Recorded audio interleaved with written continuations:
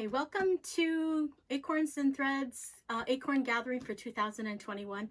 I'm JoLyn Buell. I am the fabric finisher for Acorns and Threads, and so today I'm going to do a little demonstration on different ways that you can finish the piece that you're making.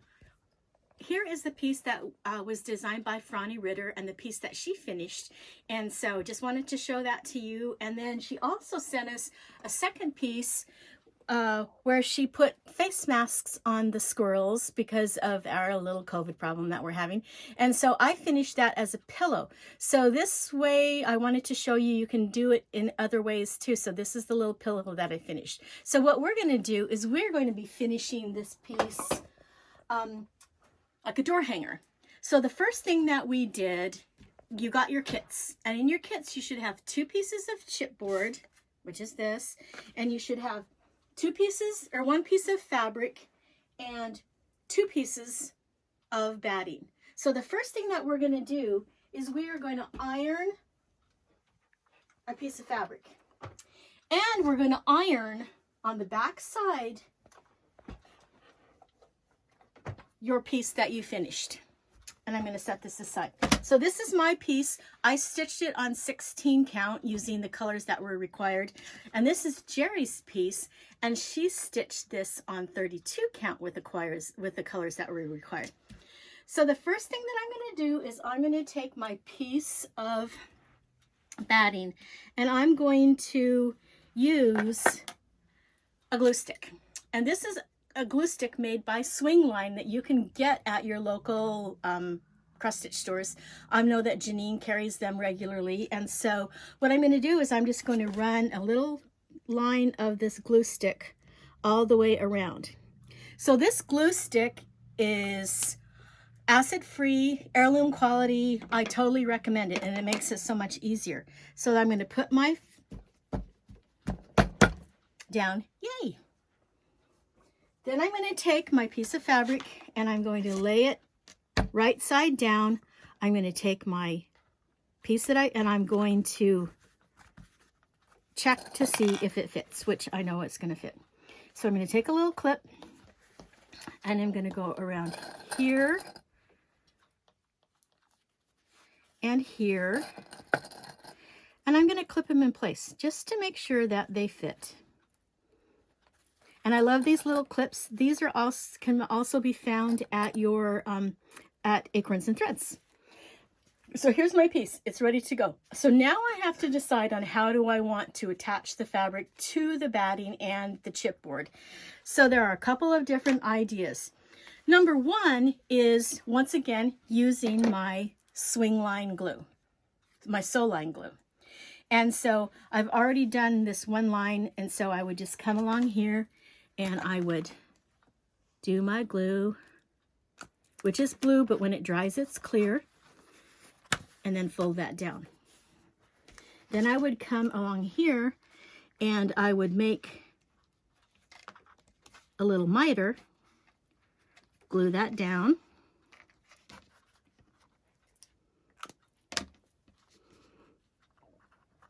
and glue this down. Then I would add some more glue here and here and fold this down. So I've got these little corners here, but I know that I can straighten those out as I come along and stitch. So then I'm going to do that with the other end. Dot here for my miter, dot here for my miter, glue it down, glue it down, glue across here, threads, and glue it down. This piece is ready to be stitched. Okay, that's technique number one. The other one is on the market out there, is double-sided tape. It's heirloom quality. It's made by Scotch, or whatever makes Scotch tape. And I'm just going to take a piece of the double-sided tape,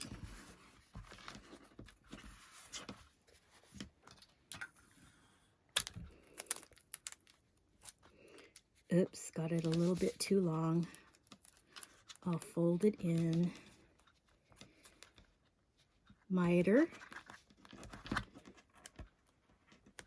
miter, fold it down. So that's done with double-sided Scotch tape.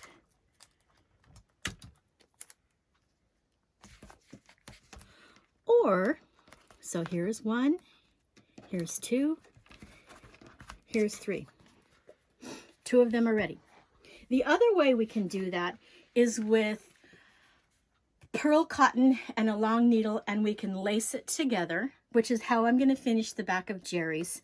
Or we can do a running stitch all the way around. One of the things that a running stitch does is sometimes it curves the points in. And so that's just one of the things that you kind of have to work with on that. So here's the piece that I've already done just to show you the sample. And here's Jerry's piece. So let me show you how I'm going to do that. I'm going to take pearl cotton, and I like number 8 pearl cotton because it's thicker. And I'm going to get a long amount. And for those of you who know me, know that I believe that long thread lazy stitcher, because long thread has its own problems where it can knot and it can shred. And so this is one of the few times that I use a really long piece of thread. I'm also going to use, I'm going to get my thread width, I'm going to add spit, and I'm going to use a utility quilting needle or a doll needle. And this is probably 3.5 inches long. So it's a long needle, and it's a sharp needle. So you can see. And I'm going to thread one end, and then I'm going to knot the second end, and I use a quilter's knot. So I'm going to take my thread, and I'm going to point my needle away. I'm going to take my thread, and I'm going to lay it parallel to my needle. I'm going to wrap it 3 times. I'm going to hold that knot, and I'm going to pull my thread all the way down. So I have a knot on the bottom. So my thread's ready. So what I did with Jerry's piece, and I will, to get it ready to be able to stitch, is I made marks on it of where, and I did it on the back. I did it on the, and then I finger pressed it of the size of the chipboard with the batting on it. So I finger pressed it on the lines. So let me make sure I got that one good. So here it is right there. And I'm going to use my fingernails. Oh, and by the way, fingernails by Amber Lee. So this is ready. And then I'm going to take it, and I'm going to use my rotary cutter because I'm a quilter. And so, you know, rotary cutters changed the quilting world. And so it also is really helpful in cross stitch because I can cut a pretty straight line on it. So rotary cutters. So now I've got it stitched. So I'm going to take my piece of chipboard that, oops, wasn't that ready. And I'm going to place it batting side down, and then I'm going to take my little clippies once again and put it in place.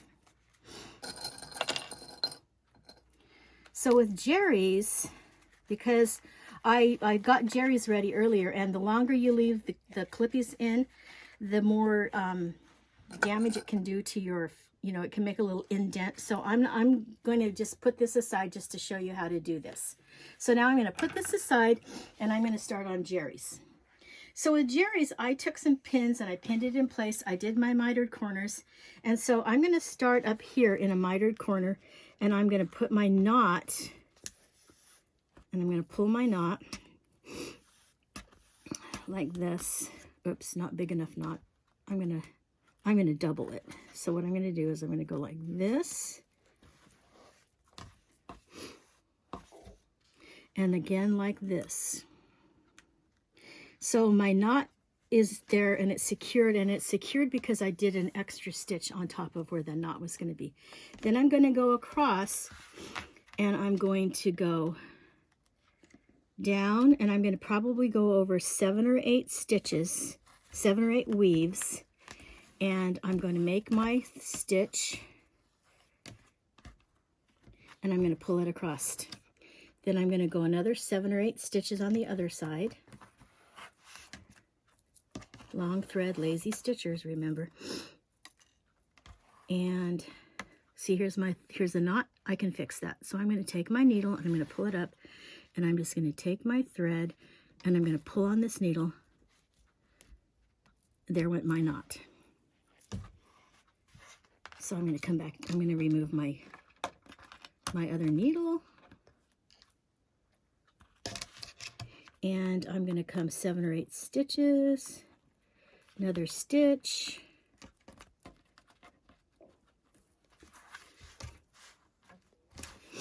okay, we can pause. Oh, okay, let's go ahead and keep doing this so you can see how I do this. Back and forth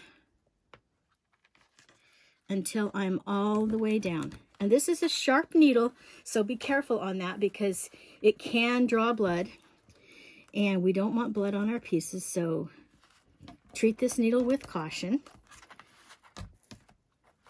But I like the length of it because I know I can have a lot of thread, and now I'm back over here, and I'm back over here to where I have my mitered corner. So I'm going to go ahead and I'm going to make another stitch so that I know that that's secure, and I unthreaded my needle. I hate that. So now I need to add more spit. And I'm going to thread the needle.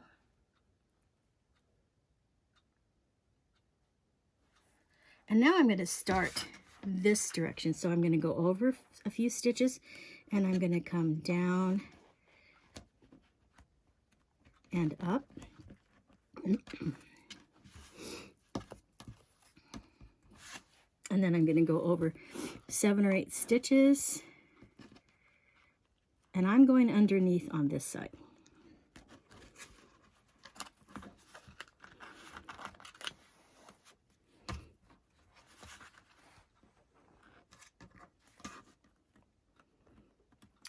And I'm going to do it as evenly as I can all the way across.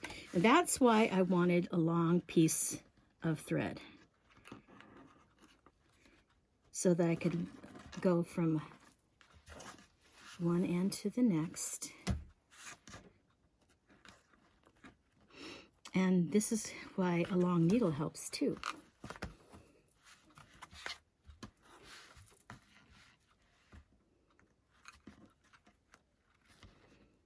Over.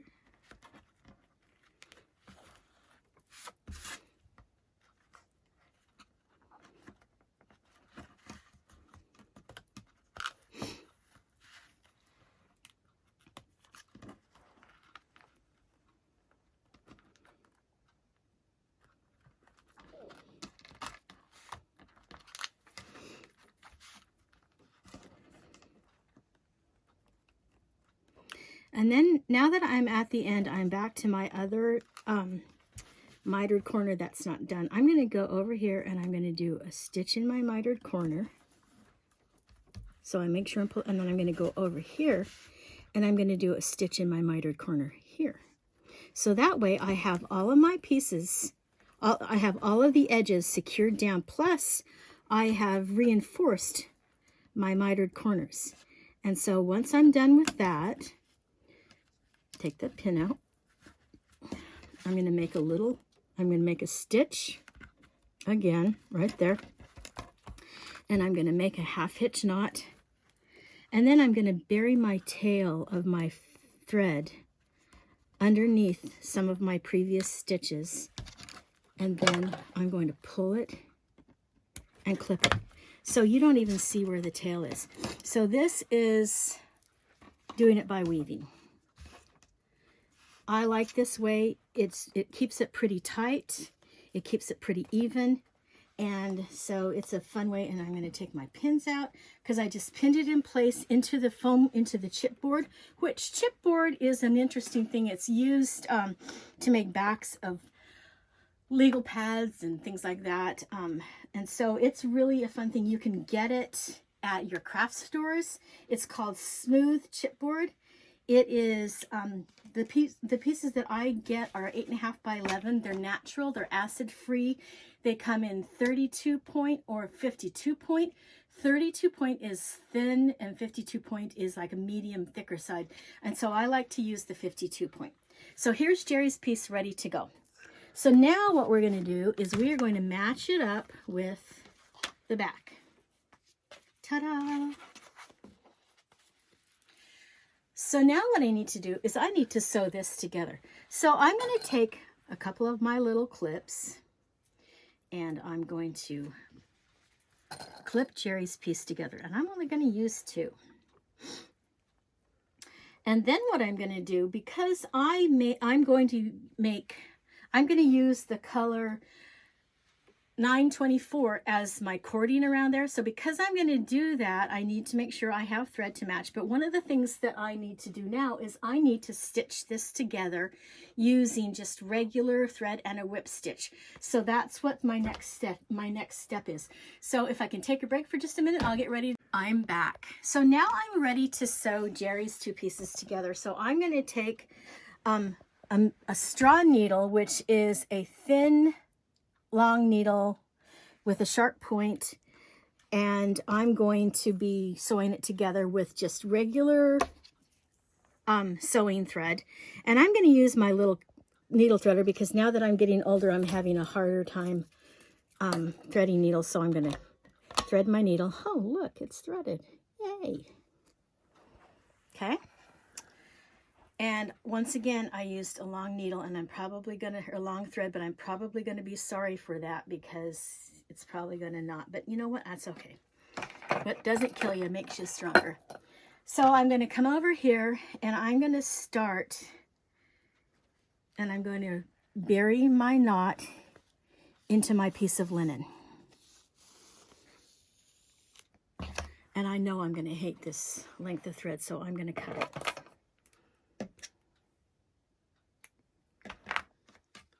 So here's some spare thread if I need it. What I'm going to do now is I'm going to whip stitch this together, and I'm not going to be, I'm going to do it loosely, and I'm going to go into my backing thread, and then I'm going to pick up a couple of weaves of my linen, and I'm going to baste this together.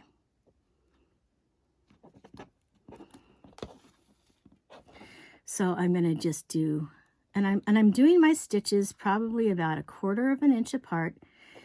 And I like to do this because I know when I stitch this all together, this is going to last forever. Glue is good, and I do use glue at time, which you guys saw, but I'm really picky about the glue that I use. And it has to be heirloom quality, and it has to be acid free. So I'm going to come in here, and so I went around the corner, I tucked that corner in, and I'm going to sew all the way around. So you guys don't need to see me sewing all the way around. So I'm going to take a little break from filming, and I'm going to go ahead. Hi, I'm back. Look, I've gotten to within an inch of where I started, so I'm going to come in here, and I'm going to finish stitching straight across, angle, straight across, angle, until I get to my first stitch.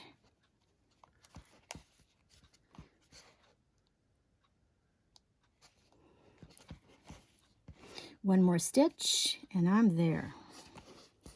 So I'm going to come over to that first stitch, and I'm going to make a second stitch on top of that first stitch. Only I'm not going to angle, I'm just going to come straight across again. And then I'm going to make another little knot and pull it tight. Oops, my thread broke. Huh. What I was going to do was I was going to bury the tail of the thread inside my piece. So I'm just going to go ahead and clip this because the knot is going to, so now I'm ready for the door hanger. Cute or what? So now we're going to do cording. And so I think y'all got a extra kit or an extra thing of floss in your, to be able to do your cording with. So the thing with doing cording is it's really, really simple. It's easier than you think. It takes one of these little trusty Krynic quarters, which I love. I have several of them. And the thing that I've done to be able to make this an easy thing to do in my space is I have added teacup hooks in various places in my work area where I can do cording. So to do the cording, you need to take the size that you want to make it, which to go around the piece for the 32 count and 16 count piece is 17 inches. And you need to times that by 3. So I figured out that I need 51 inches of floss. So I'm going to take my 924, which is the one that I need, and I'm going to pull off a bunch because I want this to be a thicker cord. So I'm going to come to I have a measuring tape on my other side, so there's 30 and there's 21, so that's 51 inches, and I'm going to take it and I'm going to fold it in half. So I have 2, and then I'm going to fold it and wrap it down, so I have 3 strands. Then I'm going to fold it and wrap it around again. So I have 4 strands of embroidery floss that measure 51 inches because I want this to be thick enough that it's going to frame our piece and look lovely. So I'm going to cut this. And at this point where I have my ends in a loop, I'm going to take it and I'm going to tie a knot. And then I'm going to come over to my hook and I'm going to place the 2 loops on the hook and I'm going to pull it tight. Then I'm going to take the knotted end and I'm going to hook it onto my twister. And then I'm going to start spinning. And I'm going to always spin in one direction, so I need to pick whether you spin away or towards, you always do that. So I'm going to start spinning. I'm going to start spinning, and it's going to start twisting this thread, this floss. And so you're going to feel that it's going to start pulling on you. And when it starts pulling on you and you think you've got it twisted enough, add another 20 twists. Because there's no such thing as too twisted. So I've added 20. I'm going to take the knot off of my twister. I'm going to take my twister and I'm going to put it on my threads. I'm going to come over here. I'm going to take my cording off the hook and then I'm going to let it spin.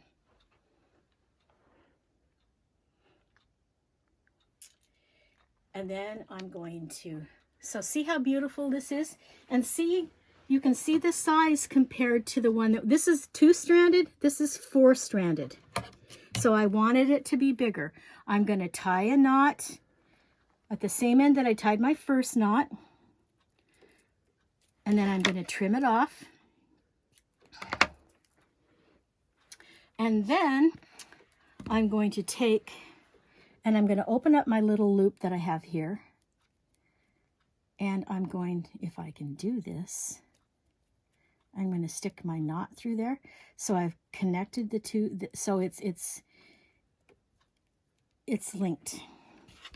Then I'm going to take this and I'm going to wrap it around here.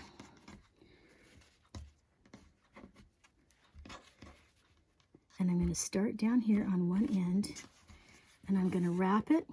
And then I'm going to take some of my little needles and I'm going to stick it in here and stick it in here. And then I'm going to go around here and here. So I have this in place because it's just going to make it easier when I stitch this again. So once again, I'm going to be stitching this. So, and because I linked this, because I looped this, I know that it's on there taunt, or whatever that word is. And I don't have to worry about that I have enough or I don't have enough because I did the math and I secured it by making the loop.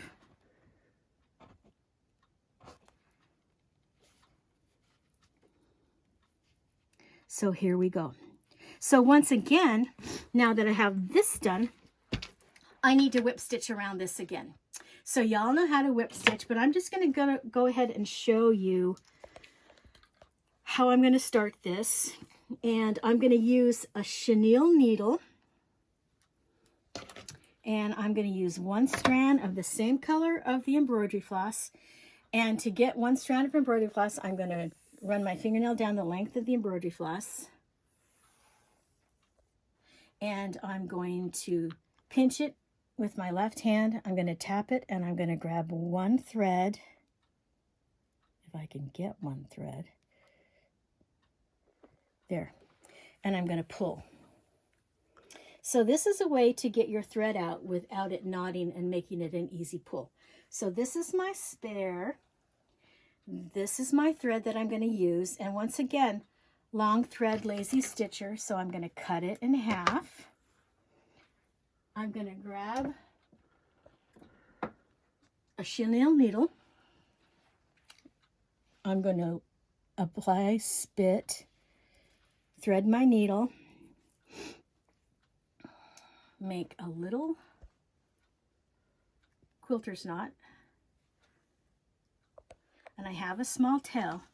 So to start here, I'm going to start right here at this corner, and I'm going to take my needle and I'm going to thread it through, and I'm going to pop my knot into the piece. And, well, I'm going to try to. It's not going to pop because it's too big of a knot. That's okay. I'm going to trim that off. And so once again, I'm going to come in here and I'm going to do this on the front of the piece because I've picked thread that is the same color. And I'm just going to grab a little bit of the back and a little bit of the front, and I'm going to tack that in place. And I'm going to use a running stitch. And once again, I'm not going to be too concerned about the length of the stitches, but I'm just going to unhook it from that needle, get rid of my rest of my thread that I should have put in another place, and I'm just going to whip stitch all the way around. So if you want to watch me whip stitch for a minute, I'll whip stitch, and then we'll take a little bit of a break, and I'll come back when it's done to show you what to do at the corner.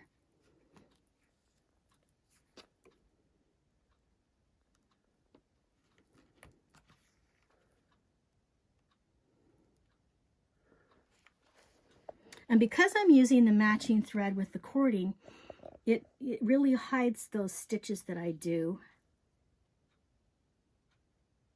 And I really like cording. Other things that you could do with this piece is you could use some of Lady Dot chenille on it. You could put the Lady Dot pom-poms. That would make it really cute.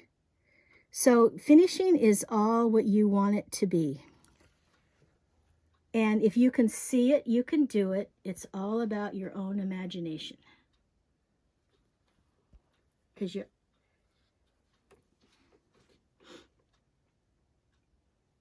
So let's take a little break and I'll finish this and we'll... Look, I've gotten almost all the way around. So now I'm going to show you how to finish off.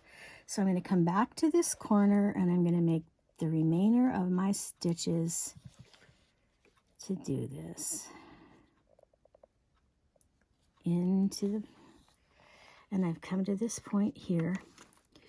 So I'm going to just take it and I'm going to go in here and tack it down, and I'm going to go around and tack it down. Then I'm going to come into the back and I'm going to twist it so it's pretty tight, and I'm going to sew in here.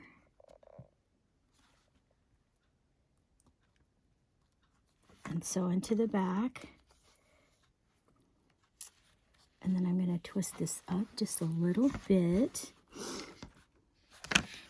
and make sure it's really sewn tight.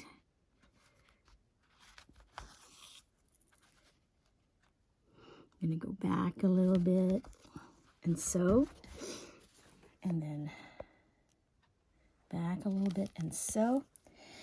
So what you can do is you can hang a bell on that, or you can hang an acorn on that, or you can hang whatever you would like to do on that. But I want to just have it be gone.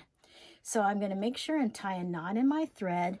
And this is what I talk about when I talk about burying my tail. I'm going to go into my piece and I'm going to pull the thread, and I'm going to pull. And while I'm pulling the thread, I'm going to take my scissors and clip it. And so that tail is down in the bottom there. So now what I'm going to do is I'm going to take my favorite sharp scissors and I'm going to clip that off. And because I stitched that down, and I stitched it down seriously, it's going to stay there in place. So here we have a door hanger, or a necklace. Thank you for watching this finishing piece.